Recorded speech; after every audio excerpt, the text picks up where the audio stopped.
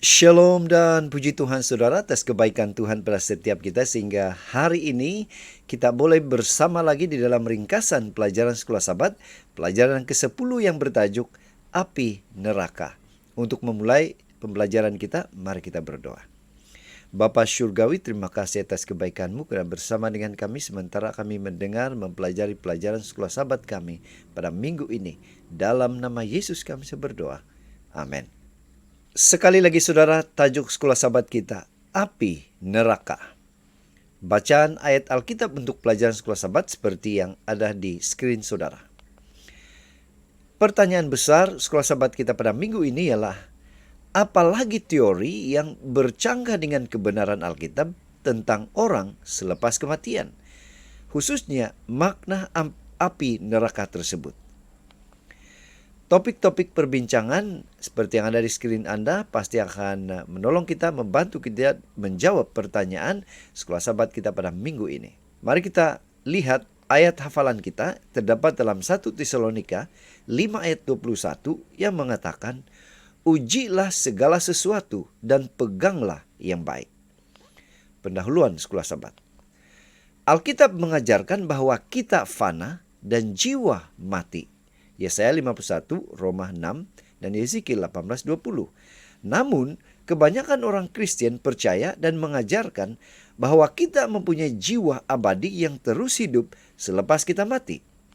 Walau bagaimanapun, tidak ada kesepakatan di kalangan orang Kristen tentang kemana jiwa itu sepatutnya pergi.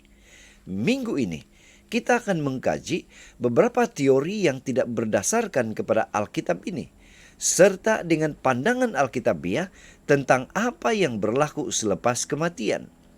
Kita langsung ke tajuk yang pertama, yaitu ulat abadi. Apakah ulat abadi? Yesaya 66 ayat 24 mengatakan, mereka akan keluar dan akan memandangi bangkai orang yang telah memberontak kepadaku. Di situ ulat-ulatnya tidak akan mati dan apinya tidak akan padam. Maka semuanya akan menjadi kengerian bagi segala yang hidup. Nah saudara, timbul pertanyaan di dalam ayat ini. Apakah ulat itu hidup abadi? Bagaimanakah kita memahami ungkapan ulat tidak dapat mati dalam Markus 9 ayat 48 tersebut? Markus 9 ayat 48, di mana ulat-ulat bangkai tidak mati dan api tidak padam. Nah, perkataan cacing atau ulat dalam ayat ini juga dalam petikan Yesus di dalam Markus 9 ayat 44, ayat 46 dan 49. Merujuk kepada cacing yang memakan tubuh yang membusuk. Nah, adakah cacing itu abadi? Saudara, cacing-cacing itu akan menyelesaikan tugas mereka akhirnya, yaitu apa? Mereka akan memakan mayat yang mereka makan, yaitu mayat fisikal, bukan jiwa yang tidak berjasad. Ia adalah konsep yang sama seperti api yang bertahan sehingga semuanya habis. Nah saudara, kedua-dua Yesaya dan Yesus menggunakan metafora ini untuk mengharuskan kita memilih antara dua pengakhiran, yaitu kehidupan kekal atau kebinasaan kekal. Saudara, pena inspirasi menuliskan, saya melihat ada yang cepat musnah, manakala yang lain menderita lebih lama. Mereka dihukum mengikut perbuatan yang dilakukan di dalam badan mereka. Ada yang memakan banyak hari, dan selagi ada sebahagian daripadanya tidak dimakan, semua rasa penderitaan kekal. Kata malaikat itu, ulat kehidupan tidak akan mati. Api mereka tidak akan padam selagi ada zarah yang paling sedikit untuk dimangsakan. Tajuk yang kedua, yaitu api neraka.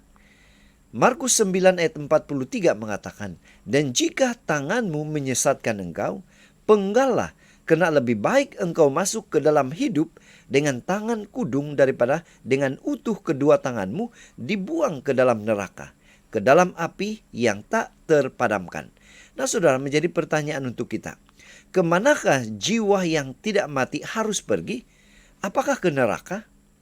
Saudara, neraka adalah api yang kekal di mana orang berdosa dihukum. Matius 25 ayat 41. Nah, adakah itu bermakna bahwa orang berdosa akan terbakar selama-lamanya? Saudara, perkataan kekal atau selama-lamanya mempunyai beberapa makna di dalam Alkitab. Kita lihat di screen saudara. Yang pertama yaitu kekekalan atau keabadian dengan permulaan dan pengakhiran. Contohnya perhambaan. Keluaran 21 ayat 6. Kemudian yang kedua, makna kekal selama-lamanya atau keabadian ini ialah keabadian dengan permulaan tetapi tidak penghujung. Sebagai contoh, kehidupan kekal bagi orang yang telah ditebus. Yohanes 3:36. Kemudian makna kekal atau selamanya yang ketiga yaitu keabadian tanpa permulaan atau penghujung, yaitu hanya milik Tuhan. 1 Timotius 6 ayat 16 dan Kejadian 21 ayat 33. Nah, yang pertanyaan seterusnya adalah di manakah letaknya api abadi atau api kekal itu? Menurut Melaiki 4 ayat 1, neraka api abadi akan dimulai pada hari yang akan datang. Menyala seperti ketuhar atau oven. Itu akan berakhir ketika atau tidak meninggalkan akar maupun cabang bagi mereka. Nah, neraka ditunjukkan sebagai tasik api di dalam Wahyu 20 ayat 11 hingga 15. Api ini akan bermula pada hari penghakiman akhir. Ia akan berakhir apabila setiap orang berdosa yang dihukum telah mati, yaitu kematian yang kedua. Tiada siapa yang akan menderita selama-lamanya, bahkan syaitan, dan tidak akan ada lagi selama-lamanya. Yezkiel 28 ayat 19. Tajuk yang ketiga yaitu orang di purgatori. Saudara, Ibrani 9 ayat 27 mengatakan, dan sama seperti manusia ditetapkan untuk mati hanya sekali saja, dan sesudah itu dihakimi. Yang menjadi pertanyaan kita ialah, apa itu purgatori? Apakah ajaran ini benar menurut Alkitab? Api penyucian atau purgatori digambarkan sebagai tempat atau keadaan antara surga dan neraka. Di sana, jiwa-jiwa sedang disucikan dosa mereka sebelum memasuki surga. Saudara mara atau kawan-kawan mereka yang masih hidup boleh berdoa syafaat untuk mereka dengan keinsafan dan ibadah. Supaya apa? Supaya mereka juga akhirnya disucikan dosa dan akhirnya masuk di kerajaan sorga. Beberapa gereja yang beribadah pada hari Minggu atau Ahad mempertahankan doktrin ini. Walau bagaimanapun, ini bertentangan dengan Alkitab. Karena apa? Kita lihat saudara. Karena orang mati bukanlah jiwa yang sedar. Pengkhotbah 9 ayat 10. Kemudian yang kedua, poin kedua, tiada siapa yang boleh menguduskan atau memindahkan kekudusan mereka kepada orang lain. Yezkiel 18:20, Mazmur 49 ayat 8. Artinya apa? Kita tidak boleh mendoakan supaya dosa orang itu diampuni. Yang ketiga, hanya ada satu pengantara antara Tuhan dan manusia, yaitu siapa? Yesus Kristus. 1 Timotius 2 ayat 5. Artinya apa? Untuk manusia itu selamat atau tidak, pengantara satu-satunya itu adalah siapa? Yesus Kristus, bukan manusia yang berdosa. Yang keempat, selepas kematian hanya ada penghakiman, tidak ada keadaan pertengahan. Ibrani 9 kisah 17. Artinya apa saudara? Apabila orang mati, dia akan tetap tinggal di dalam tanah atau dalam kuburan. Tidak bergerak, tidak tahu, tidak sadar. Dia hanya akan dibangunkan apabila Tuhan datang kedua kali nanti. Tajuk yang keempat, surga dengan jiwa tanpa tubuh.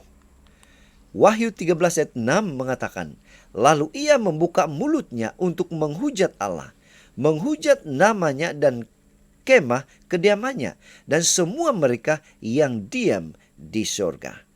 Yang menjadi pertanyaan saudara, siapa yang tinggal di surga? Apa ciri-ciri penghuni kerajaan surga tersebut? Menurut Alkitab, bahwa yang sedang tinggal di surga ialah siapa? Saat ini saudara, Tuhan, para malaikat, Henok, Elia, Musa, dan mereka yang dibangkitkan bersama Yesus. Matius 27, di dalam Kejadian dan buku Mazmur. Nah, artinya apa? Tidak ada jiwa yang tidak berjasad yang tinggal di sorga. Manusia yang naik ke sorga telah dibangkitkan atau diubah tubuhnya. Ini fakta menurut Alkitab. Paulus menjelaskan bahwa kita akan pergi ke sorga pada kedatangan kedua dengan tubuh fisikal yang sempurna. Yang mati akan dibangkitkan dan yang hidup akan diubah. 1 Tesalonika 4, 1 Korintus 15. Nah, jika tidak ada kebangkitan, maka mereka yang telah tertidur dalam Kristus telah binasa. Tidak ada harapan. 1 Korintus 15 ayat 18. Pena Inspirasi menjelaskan, manusia menerima kesilapan apabila kebenaran jelas ditandakan dan jika mereka hanya ingin membawa ajaran mereka kepada firman Tuhan dan tidak membaca firman Tuhan dalam terang ajaran mereka untuk membuktikan ide mereka benar, mereka tidak akan berjalan dalam kegelapan dan kebutaan atau menghargai kesalahan. Banyak yang memberikan kata-kata kitab suci makna yang sesuai dengan pendapat mereka sendiri dan mereka menyesatkan diri mereka sendiri dan menipu orang lain dengan penafsiran yang salah terhadap firman Tuhan. Tajuk yang kelima yaitu pandangan Alkitabiah. Matius 25 ayat 46 mengatakan, dan mereka ini akan masuk ke tempat siksaan yang kekal, tetapi orang benar di dalam kehidupan yang kekal. Saudara, siapa yang boleh hidup abadi? Bagaimana untuk mendapatkan kehidupan abadi atau kekal itu? Apa kata Alkitab tentang hidup kekal atau abadi? Kita telah belajar bahwa hukuman yang kekal akan berakhir. Adakah kehidupan kekal mempunyai penghujung juga? Tiada. Nah, bagaimana ini boleh berlaku? Tuhan adalah satu-satunya makhluk yang benar-benar abadi. Dialah satu-satunya yang boleh memberi dan mengekalkan kehidupan. Oleh itu, semua makhluk ciptaan mempunyai dan akan mempunyai keabadian bersyarat. Sekarang persoalannya ialah, apakah yang mesti kita lakukan untuk mendapatkan hidup yang kekal dan tidak pernah akan mati lagi? Jawabannya boleh didapati dalam 1 Yohanes 5 ayat 11 hingga 12. Barang siapa mempunyai anak, ia mempunyai hidup. Oleh karena kita akan dekat dengan Yesus selama-lamanya selepas kedatangannya yang kedua. Kita tidak akan pernah mati lagi. Pena Inspirasi menguatkan, sehingga kedatangan Kristus secara pribadi umatnya tidak akan menerima kerajaan surga. Manusia dalam keadaannya sekarang adalah fana, boleh rosak. Tetapi kerajaan Allah tidak akan binasa, kekal selama-lamanya. Oleh itu, manusia dalam keadaannya sekarang tidak boleh masuk ke dalam kerajaan Tuhan.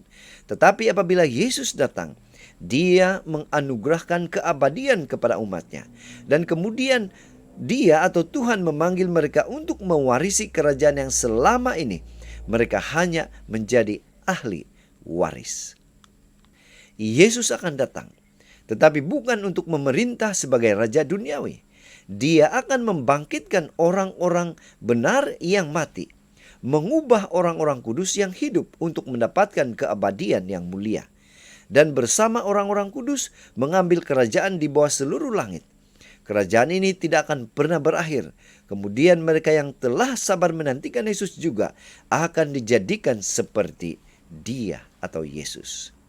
Jadi saudara, dari pelajaran Sekolah Sahabat kita pada minggu ini, kita boleh menyimpulkan bahwa menurut Alkitab, selepas orang mati, dia tidak akan terus ke neraka, tidak juga terus ke kerajaan surga. Semua orang yang mati sekarang ini akan dikuburkan. Dia akan tetap berada di dalam kuburan sehingga Tuhan datang kembali atau kedatangan Tuhan yang kedua kali.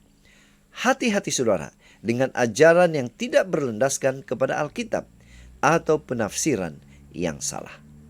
Jadi saudara, sekian ringkasan Sekolah Sahabat kita pada minggu ini. Semoga ini mudah-mudahan sedikit boleh membantu kita memahami atau mempelajari pelajaran Sekolah Sahabat kita pada minggu ini. Tuhan memberkati kita. Mari kita berdoa. Bapa Syurgawi, terima kasih karena Engkau begitu baik menolong kami bersama dengan kami sementara kami mendengar dan mempelajari pelajaran sekolah Sabat kami. Dalam nama Yesus kami berdoa. Amin.